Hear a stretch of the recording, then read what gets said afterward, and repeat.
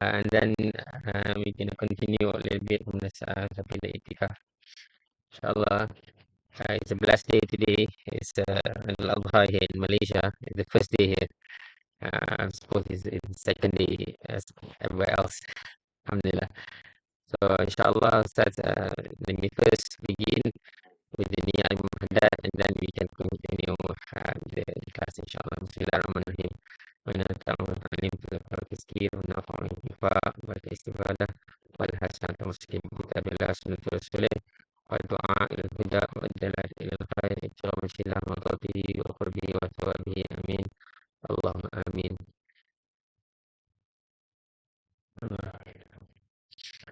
Whenever you are ready, then. Bismillahirrahmanirrahim. Alhamdulillah rabbil alamin. Wassalamu ala wal mursalin. Alhamdulillah wa sahbihi ajma'in. Alhamdulillah, we are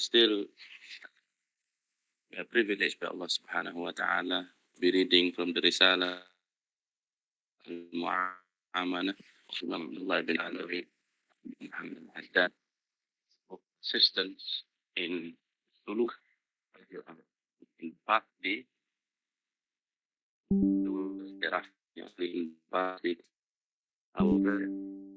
our portion we are there on this days Yawm Tashriq for us and on the Yawm Eid al-Adha, the 10th day of Dhul Hijjah for Malaysia, what is called the last of the 10 days which is sworn by Allah subhanahu wa ta'ala in the Quran, وَلَيَالٍ عَشْرٍ. According to the Mufassirun, this refers to the 10 days of Dhul Hijjah, and Allah subhanahu wa ta'ala doesn't swear by something except that it is great. So Alhamdulillah, what greater honor for us than to be contemplating on the means of coming closer to Allah subhanahu wa ta'ala. For it is His great gift that Allah subhanahu wa ta'ala has granted us these Eidain, these two major great days of the year. So we are still on the chapter on contemplation or tafakkur, but now on to continue where we left off. وَثَمَرَةُ هَذَا التَّفَكُّرْ مَحَبَّةُ السُّعَدَاء. So the last time was the contemplation about the akhlaq and the amal, the ethical aspects of the Quran.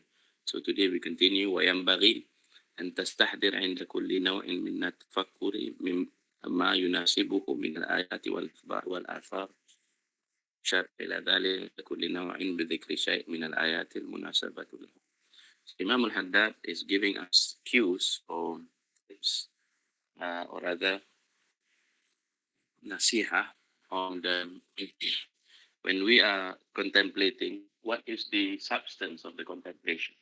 So Imam writes that with every kind and variation of the contemplation that he has said, he said that you bring into your mind the verses, al-ayat from the Quran, wal-akhbar, that is the reports pertaining to the statements and the sunnah. And then thirdly, the athar. Athar are that which is left, the statement and the actions of the Salihin, beginning, of course, with the Tabi'un, from the and those who follow the way of the Messenger sallallahu alaihi wasallam. This has been this on which generations of Muslims see the model or the exemplar of model in the Ya'lul Imam. So we think that every of great work is raised in 40 abwab, 40 doors, 40 chapters, 40 major books of the great, what we call topical book for Muhiyuddin. Each chapter begin with a verse in Quran and with these of the and then statement solid and solid need and then Allah with his own and first will comment on the various disciplines in its own the amount of find some astronomy or melody from astronomy, energy from math science, melody from that. Yes, that which was Imam Ghazali's accomplishment to be and college model his work. We know from the writings of Imam Ghazali, and this is something which is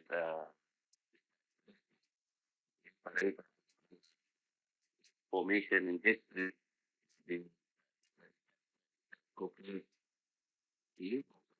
science, also like Al-Abidin and the in as well as the Muhiyuddin, as well as the books that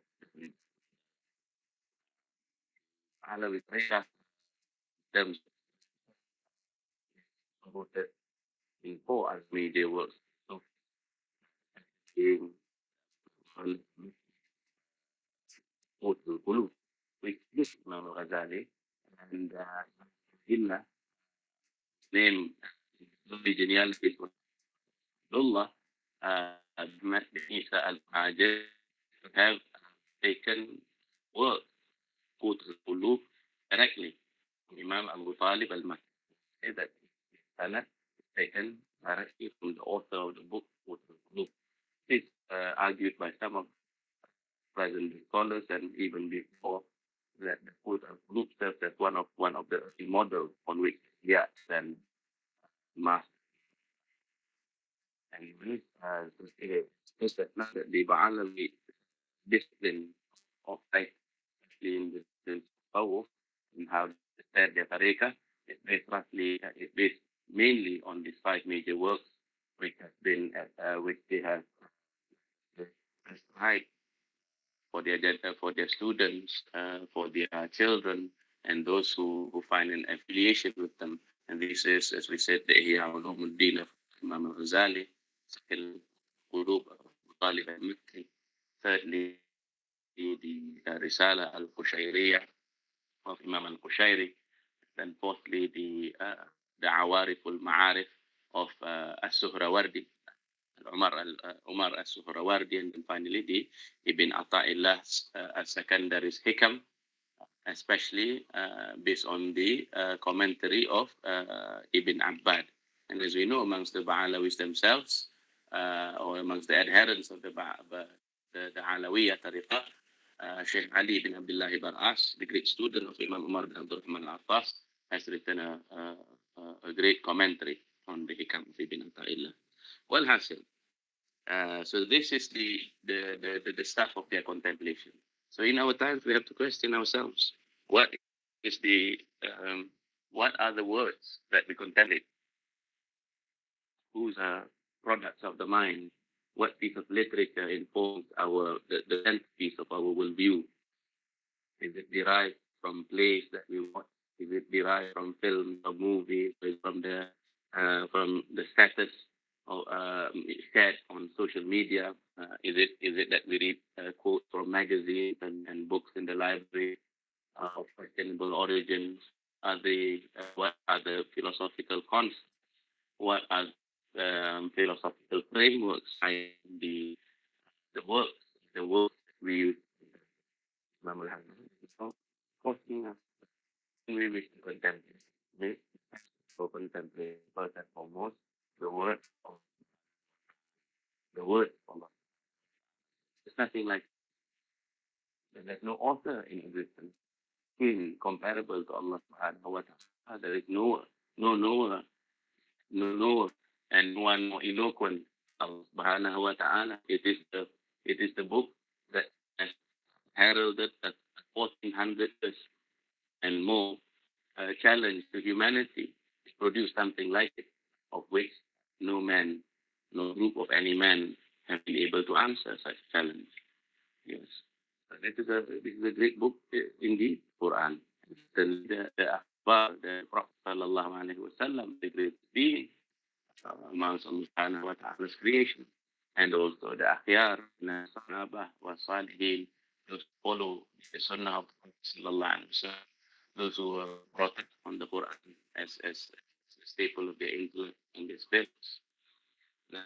Or when we wish to contemplate, we ought to contemplate the word of our Lord Creator. Why? You should be forewarned.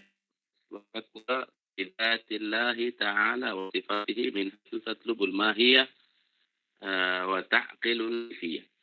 You should be careful that when you contemplate about Allah subhanahu wa ta'ala in terms of his essence or his attributes, you should not contemplate from the point of view of trying to uncover and discover the mahiyah, the quality, or the answer to the question. What is it? The essence of Allah. To contemplate and attribute the quantity or quality. When we say here as a category in language, if we take how something is, would mean to be explaining something in terms of something else is known. So let us say, we say, Kaifa haluka, when we ask a person, how is your state? How is your state? We generic answer, Alhamdulillah, na bikhair, good state. Alhamdulillah, kulli halin wa ni'mat. But each and every state is unique. The answer or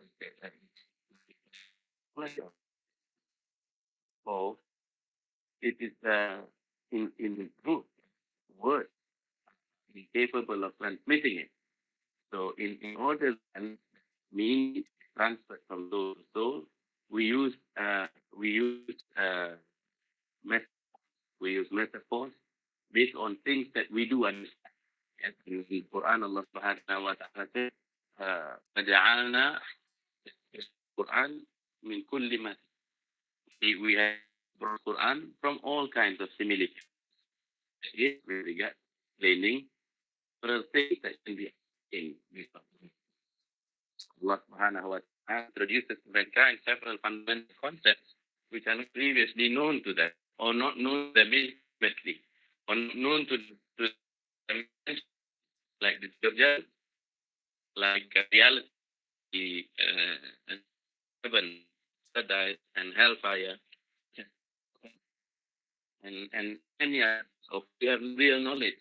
Therefore, Allah Subhanahu wa Taala uses civility, like making drawings or painting as a image of paradise that being composed of different themes, dreams, the pleasant of pleasant, pleasant clothing, and other things desirable by human and help us in a way. The reality of Jannah is no has seen, no ears have heard, nor has it crossed any person's mind or intelligence or imagination. But it is, in a sense, true. Yes, true with regards to the how words are understood, how words are used, in the sense of liking it to something. Yes, so paradise, despite being superior to whatever that we have experienced on the face of the earth, can, at the very least, be described, approximated using metaphoric constructs of which we are familiar with some of these concepts. But with Allah subhanahu wa ta'ala, yes, there's nothing in creation that is like he declares himself, there is nothing. Because Allah subhanahu wa ta'ala declares only he himself be declared. Yes. Yes.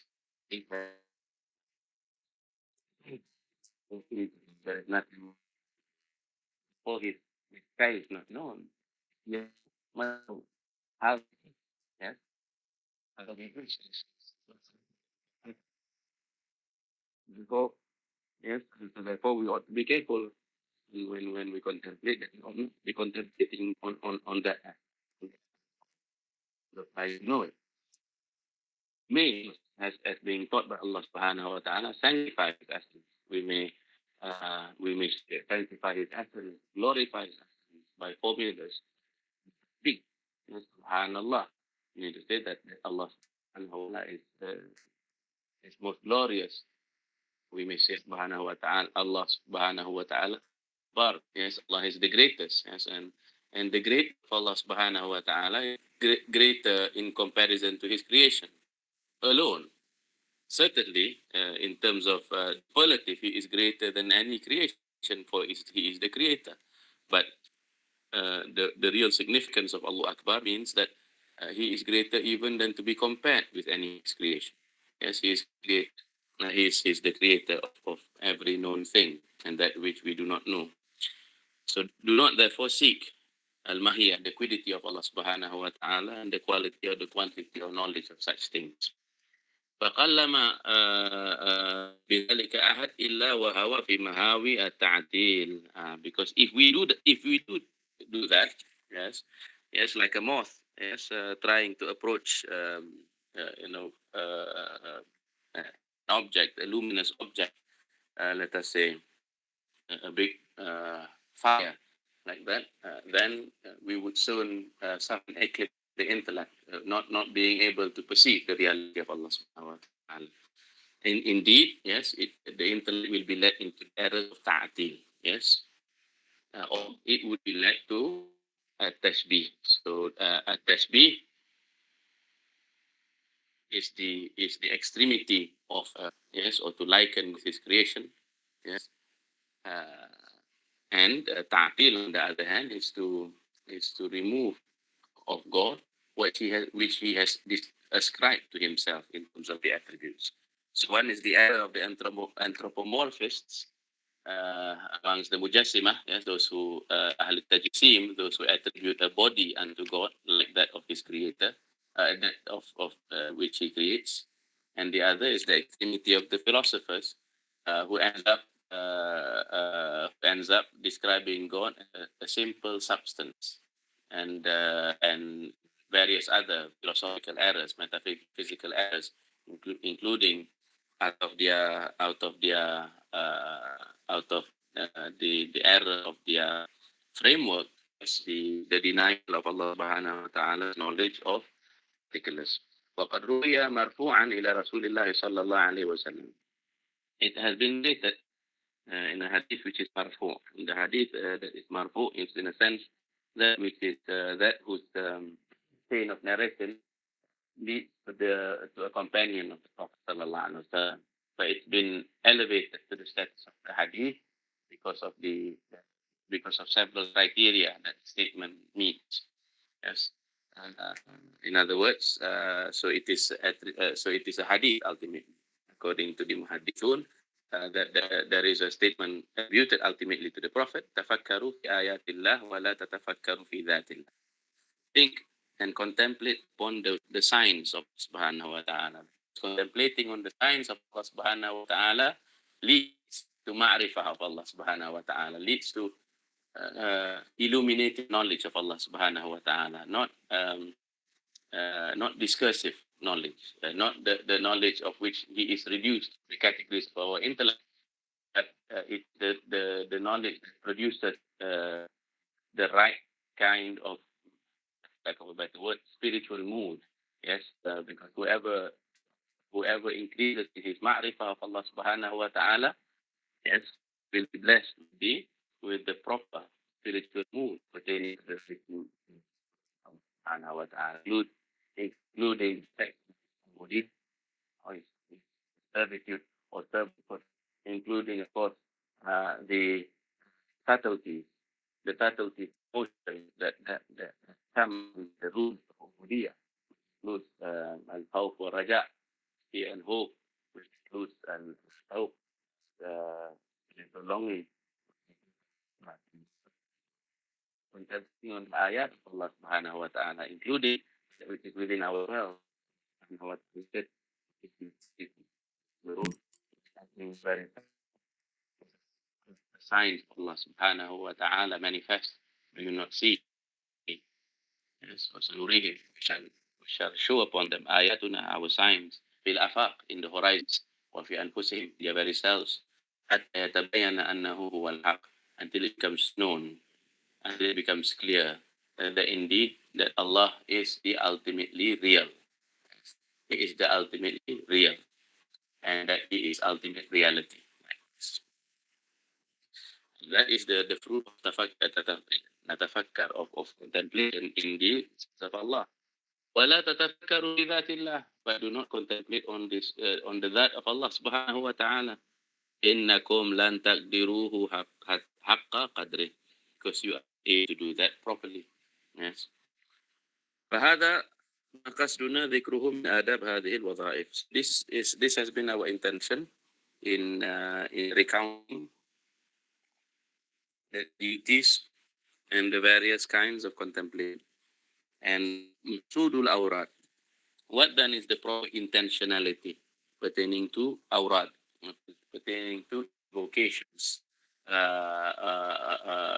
habitual invocations or ritual invocations, al-Awrad? What is its proper intentionality? What is the spirit of it? Yes, what is the essence of it? إنما هو الحضور مع الله فيها. If we are to have any regular spiritual practices, be it the daily recitation of the Rat and Awrat, such as the Wirdul Latif, or a person may have a Wird fasting, with a fast, the 3 white nights of the month, and to fast on praiseworthy days such as the day of Arafah, Adariyah, to fast on Ura, and to fast also on 6 days of Shawwal, to fast on Mondays and Thursdays and other such praiseworthy fasts. The purpose is al-hudur. The purpose of fasting is al-hudur ma'allah. The purpose of doing the daily ratib is al-hudur ma'allah. The purpose of doing of reciting the Quran as with is hudur ma'allah.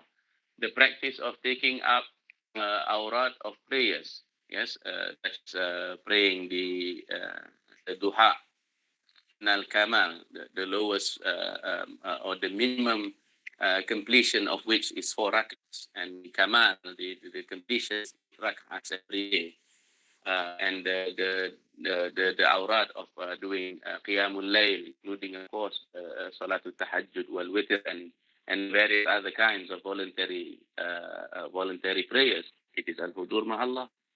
Indeed, al-muraqabah wal muhasabah, which are external awrad, yes, all of them, yes, is al-hudur Allah. Is to be able to experience subhanahu wa ta'ala's presence, for He is always present. And Allah subhanahu wa ta'ala said, huwa al-awwalu wal-akhiru wal-zahiru wal-batinu. He is the beginning, He is first, wal-akhir, and zahiru wal-batin. And He manifests where it is. He manifests His qudra, His power, and in His administration of existence, as well as the giving of and allotting of sustenance and allotting trust. But He is hidden in His knowledge. He is hidden in what He decreed, in what He has decreed to mankind. But no two person meet, nor shall whisper, nor shall they speak. Allah subhanahu wa ta'ala is the presence of one and look. He knows we that we hide. So that our practice of ibadah, yes, is to experience His presence, even though He is constantly so. So He and your Karim, they teach children to recite His formula daily, at least before the children go to sleep. The children are to say, repeat Allahu Nadiri, look at me, Allahu Shahidi, Allah is witness. That was other lines put. So that way, when they grow up, they are used to that. Yes, and Imam al-Ghazali's Bidayat al-Hidayah, in the chapter on adab, in the chapter on good behavior, lists that our adab suhbah or companionship lists that the first true and great companion who is always there, Allah Subhanahu wa ta'ala. وَلَن تَصِلَ إِلَيْهِ, and you will not arrive at the secret or the essence of these very awrad, trying to be present with Allah Subhanahu wa ta'ala, مَا لَمْ تَسْلُكْ طَرِيقُهُ, unless you have begun your journey. As we know, the famous, both ancient Chinese philosophers said that a journey of 1,000 begins with the first step. This will happen.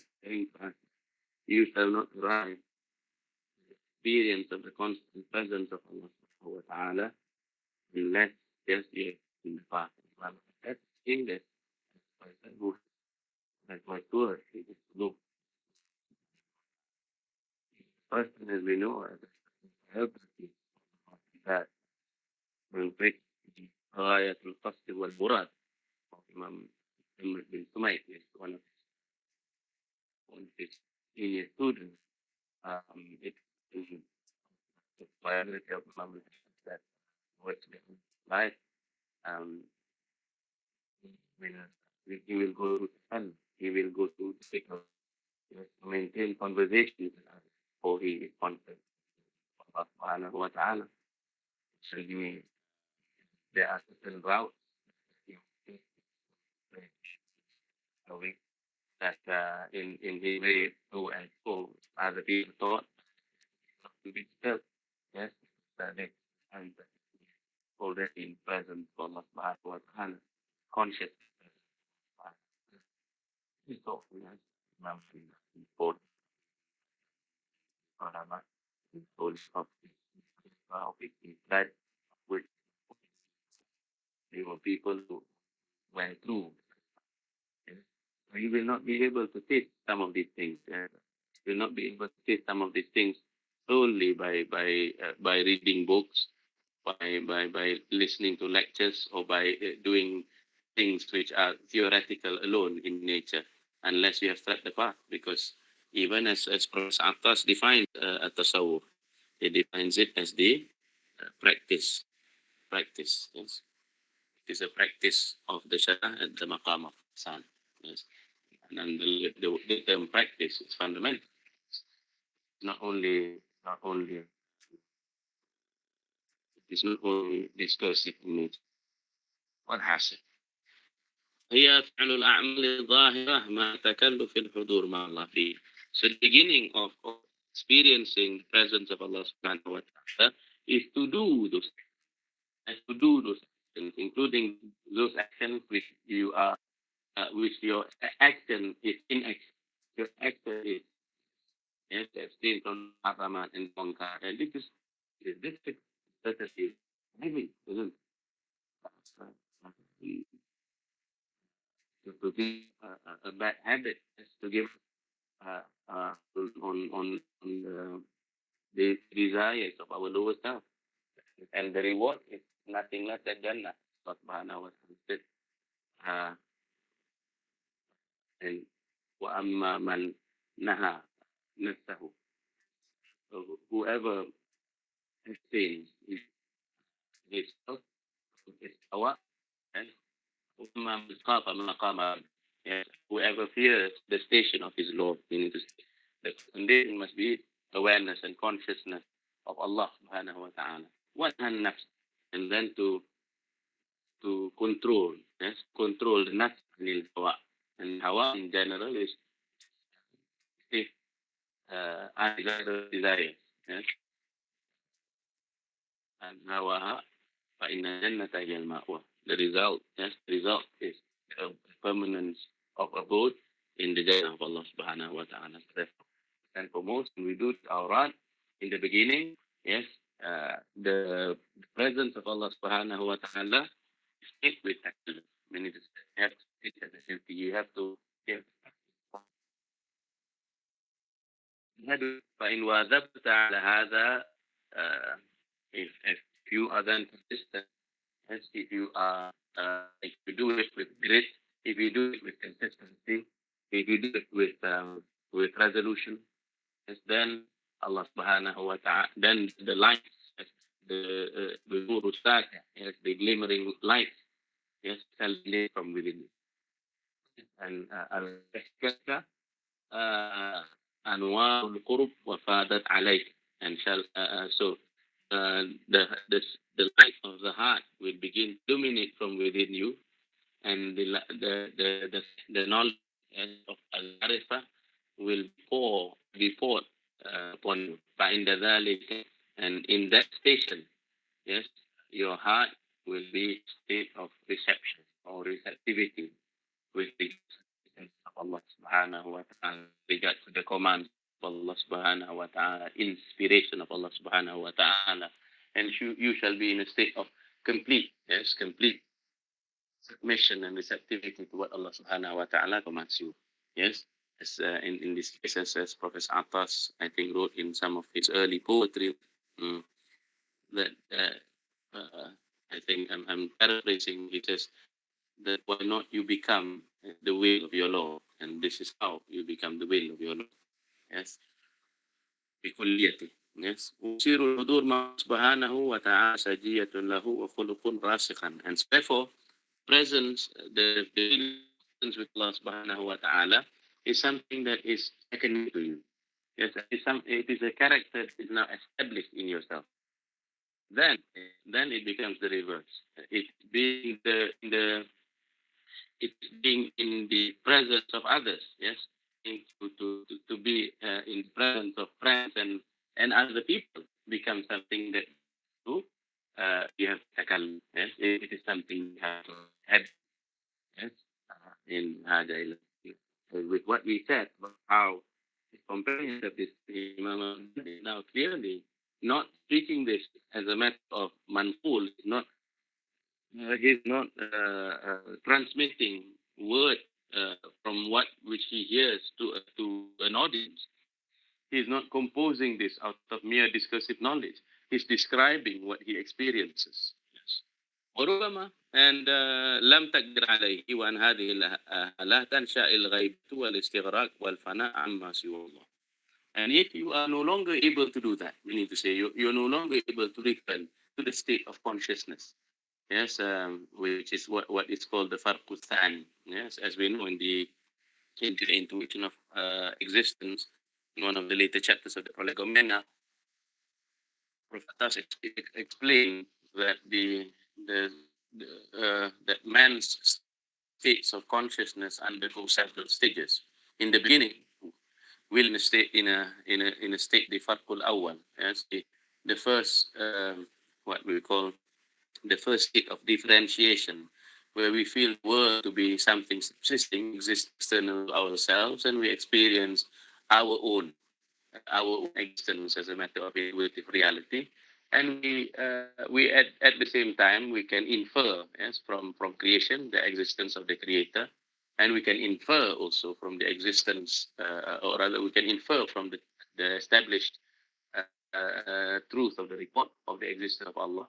And we can, of course, we can have intimations of the reality of his existence. For some of the creation of Allah who undergo, yes, the potentiality spots it, and if Allah subhanahu wa ta'ala deem him fit, then Allah subhanahu wa ta'ala grants him experiences of nature, as involved what are the spiritual maqamat in by the Sufi, al-Jannah and so on, right in various other and then some of them they return, yes, the Ahlul Tamkeen, people, spiritual strength. Imam Haddad return to it, and they now they turn back to a state of consciousness, can distinguish themselves the world, but their spiritual experience with God remains as always. Yes. Imam Haddad said, ربما لم تقدر عليه وعن هذه الحالات الغيب استغراق والفناء عما سوى الله. And in that state, yes, when you're no longer able to return to the company of others, then you will experience al-istighraq.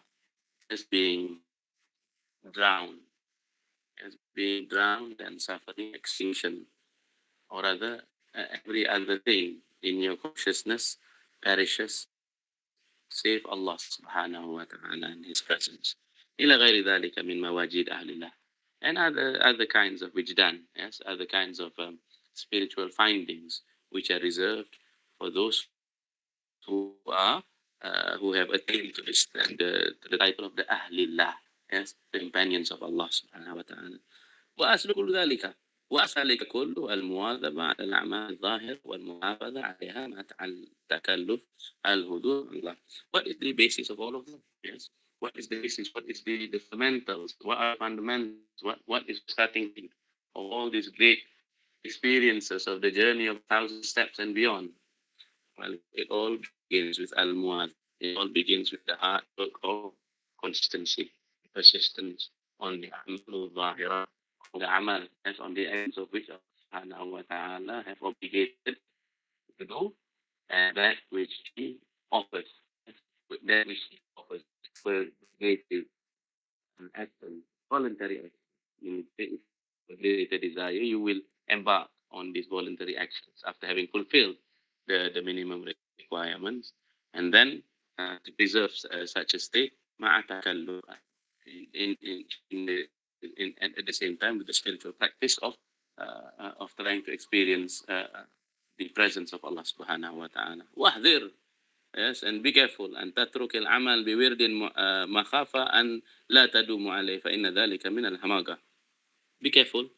Do not suffer this trick whereby you would leave behind a particular sort of of wirid out of fear that you will not be able to be consistent, because this is the very heart of stupidity, as Imam al-Haddad is saying. وينبغي أن لا تعمل في كل وقت بحسب النشاط والفراغ، بل ينبغي أن شيئا تزيد عليه عند النشاط ولا تنقص منه عند الكسل. نعم. Do not practice also. So Imam al-Haddad is giving his insights on the nature of human habits. Yes, you will come to realize that our states, yes, have states of nashat and states of what they call al-fatra. In other words, there is a state of which we experience diligence, we experience an overwhelming desire to come to Allah subhanahu wa ta'ala, and at other times this energy is distant. Yes. So therefore, it is better than, as Imam Haddad is saying, to proceed along a line of progressive additions. Yes. And also at the same time that to have several very well established habits, such that even in your times of laziness you would be able to carry such things. Al-Hasan, I think this has been a beautiful paragraph, yes, to denote to us that the Risalatul Mu'awana is anything but a simple text, isn't it? Al-Habib Abdullah bin Muhsin al-Attas, yes, Al-Habib Abdullah bin Muhsin al-Attas, the grandfather, the great grandfather of Professor Sayyid Muhammad Nagib al-Attas, used to say that of Imam al-Haddad, that Imam al-Haddad is Ahlul Haqiq. Ultimately, he is a person of reality. However, he is a master of the hidden knowledge, the science of hidden realities. But he hides or he cloaks the knowledge of Haqiqah in his writings on the Sharia. Yes, in his writings of the external knowledge, yes, or external sciences, as we see here. Many people, I suppose, when we read the Risalat al-Mu'awana, sometimes we would think, yes, at the surface level, this is just a book of instructions of what we are to do. These are a book of rituals, and so on and so forth.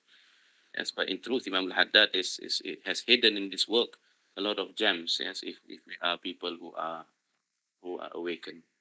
Yes, so may Allah subhanahu wa ta'ala bless Imam al-Haddad and allow us to benefit more from him. Allah subhanahu wa ta'ala allow us to read from his awrad, yes, and make his awrad part of our daily litanies, with the latif, like the Ratib al-Haddad. May Allah subhanahu wa ta'ala grant us the asrar that has been hidden in the writings of Imam al-Haddad. May Allah subhanahu wa ta'ala grant us the sir of the kutub of Imam al-Haddad. And may Allah subhanahu wa ta'ala allow us, yes, to be in his company in the barzakh and to be raised together with him. And Allah subhanahu wa ta'ala bless him and his children and all that he has left behind for mankind. Do we have time, Ya Hussein, for the Sabila Lidikar?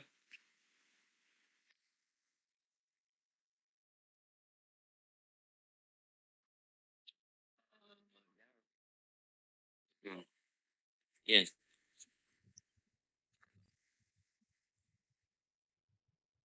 Good one. What is your Okay. question? So my question is,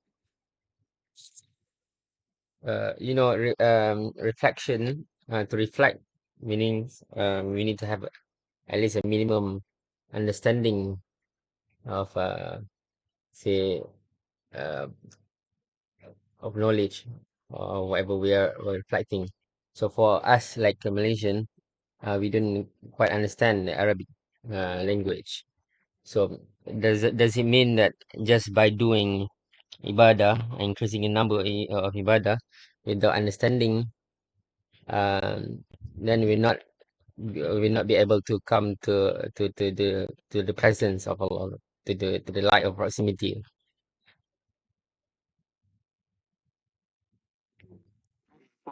Understanding has its own way, but even without understanding, there is a reward. As we know, there is a famous quoted athar of Imam Ahmad bin Hanbal. It is said that, mashallah, all these four are great liya, as all these four imams of the four madhahib. And perhaps this is the reason that despite there were many, many more madhahib, yes, in the first few centuries of Islam, that these four remain is because of their sincerity with Allah subhanahu wa ta'ala. So of Imam Ahmad bin Hanbal, it is said that he has reached a certain maqam where he was speaking to Allah subhanahu wa ta'ala. And this is quoted in the Ihya of Imam al-Ghazali, various other works of the Sufis and credible works of the scholars of this tradition, whereby he asks Allah subhanahu wa ta'ala in that state, yes, what is the best way of coming close to you, Ya Allah? So Allah subhanahu wa ta'ala answered him that um,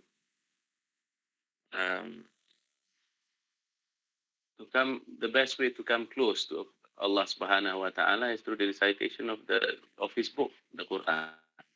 So Imam Ahmad then asked, with understanding or without understanding? Allah subhanahu wa ta'ala answered, understanding or without understanding. This meaning to say both are valid methods of approaching Allah subhanahu wa ta'ala, that your ruh knows the contents of the Quran, at least the grace of one who read the Quran, that there is still, yes, even in arrangement of the sound of the Quran. Of course, understanding the reward will be greater, and the capacity, the will be greater.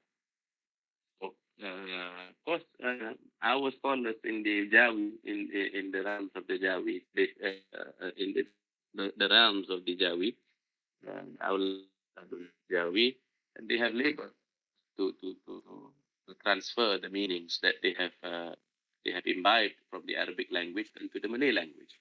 So this is where they have written great translations, or the tafasir of the Quran, the shuruhat of the hadith. They have written great books on tasawwuf, on fiqh, on aqidah and usuluddin. So the best way to remedy some of this gap of knowledge, I suppose, is to make listening to Dalisul Ilm and to read the books of our ulama as part and parcel of our wirid. Yes. So reading the books of the Sufis is considered a wirid in that sense. So, and this is also part and parcel of the tradition of the Bahalawis, that they would have during the period from between Asr and Maghrib, what they call the Rauha. Yes, and the Rauha's purpose basically is to awaken the spiritual longing by reading the books of the Salaf. Yes, so we would attend in the Arbitah and in the Madaris, as in the schools or in the colleges, as well as in the masajid and the various musalla and the zawaya which is present in Tarim, and they would be reading from one book of the Salaf to another. Yes, they would be reading from the Ihya of Imam al-Ghazali, or they would have a madras of the books of Imam al-Haddad, or they would be reading from the Kalam of the great Sufis of the Ba'a tradition and beyond. Yes, in order to what? In order to awaken, yes, the spiritual aspects of the self. So if we then dedicate, for example, our times in the day, yes, of course, 4 times, especially even in this, and that is the moments for Fajr, and then the moments between Fajr and Ishraq, the moment after Asr, which is the Rawh period, and the moment between Maghrib and Isha. If we can take care of these times, these slots in the day, yes, and these are tested by the Quran with regards to the barak of times. Uh, but we can begin this station again in the daily world. Yes, to have the Rauha reading. Yes, the Rauha reading. So the Jawi masters is reading again books Ruqadir al-Din, Mustafa al-Taliban, Dawn, Fan, the great Hari seeing their works and to be meditating. So will be moved in those. But the divine thinking is the one of the soul from me to me. And me, but where I would.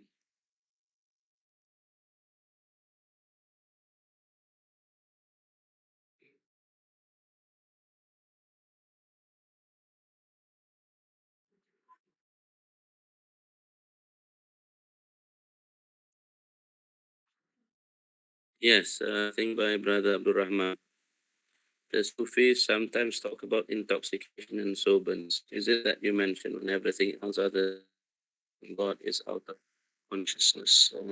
That refers to an experience, uh, the experience of being drowned in the ocean of God's generosity or His fana, not billah. The experience of what has been described by the Sufis was sobriety. The refers to uh, refers to the tarif. Some people, for example, in the speaking Allah Subhanahu of their feeling, experience of what Allah, and they use words of which it is more descriptive of brother. Yes, like being drowned in union, being drowned in love, and so on. So that's the life of the people in love. We see this in some of the poetry of some of the early Sufi, Ibn al-Farid. But the way of the Al-Ba'alawi is to prefer the way of Sifu, sobriety, that is in describing the path of Allah subhanahu wa ta'ala in the clearest most possible to distance themselves at least in the truth work, yes, from talking themselves out of the fear of confusing others. But even even even even while yes, adopting sort of sobriety as the mainstay of the tariqah, there are times, yes, from time to time that we see, for example, in their poetry, yes, some cases, yes, of their private intoxication with their Lord, yes. And as we know, yes, Allah Subhanahu wa Taala, the reverse is also the case. Yes, we should not mock the Sufis. Yes, we should not mock the Sufis because of their intoxication, because are intoxicated. Yes. As we know in the Quran, Allah Subhanahu wa Taala said, "Wala taqrabu salata wa antum sukara." Do not approach prayer while you're in a state of intoxication. And so the Sufis, they take the inward meaning of this while affirming the external meaning. As no Sufi would consider drinking alcohol halal, no Sufi would deny that you uh, committing a great sin by drinking alcohol, and even more so if you approach the salah in such a manner. But they also say, as Imam said, yes, to approach salah in a state of intoxication includes you're being intoxicated with the world. Yes, because you're intoxicated with the world is that you cannot distance yourself from the world. In the same, the person who is in a state of intoxication cannot distance himself from that state. Yes, from overpowering their intelligence. Perhaps our minds become overpowered, yeah, by our desires in salah, such that the desires begin their search programs soon as we enter into the state of ihram. Yes, even though the takbiratul ihram is supposed to be the cutoff point. Yes, in the same way as the halul ihram, that when they perform the hajj, when they put on the shroud of the ihram, certain things become haram for them. And the person who fasts enters into a state whereby certain things voluntarily become haram to them. Similarly, in the state of salah, yes, the takbirat al-ihram is the cutoff point from the beginning of the prayer until the end of the prayer. Yes, certain things which when performed outwardly according to the fuqaha will invalidate the prayer. Yes, like king. Yes, like turning away from the like movements within the Shafi'i madhab, continuous movements, yes, above say major movements, and so on. Yes, all the discovery of najas, filth on your body, and so on. These things invalidate the salah as a matter of the external aspect. The salah is ultimately the point of salah. Najah, yes, is the sir, or the purpose of salah is contemplation and be present with Allah subhanahu wa ta'ala. Most of us are intoxicated at that point, even as we make our we are intoxicated. Yeah. So yes, that's my answer.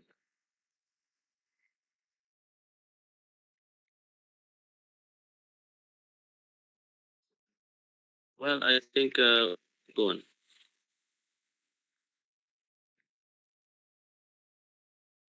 Yes. So perhaps we will not have time to discuss Al today. Inshallah, maybe next we have the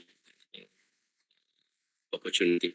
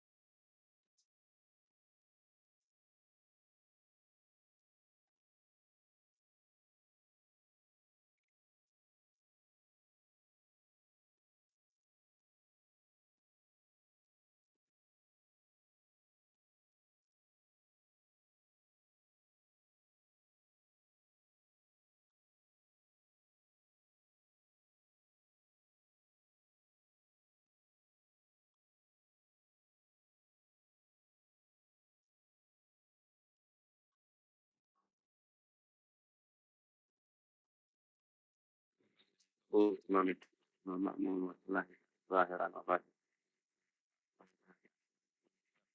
ذلك خير لنا وأحباب المؤمنين وبنية أن الله يفوض الغنى وبنية أن الله يفعل فيه وأن الله ينصرنا على هوانا وأن الله يبلغ لنا آمالنا في ديننا دنيانا لنا فيها صلح لهذه النية ولكل نية صالحة وإلى حضرة النبي محمد صلى الله عليه وسلم. الفاتحة.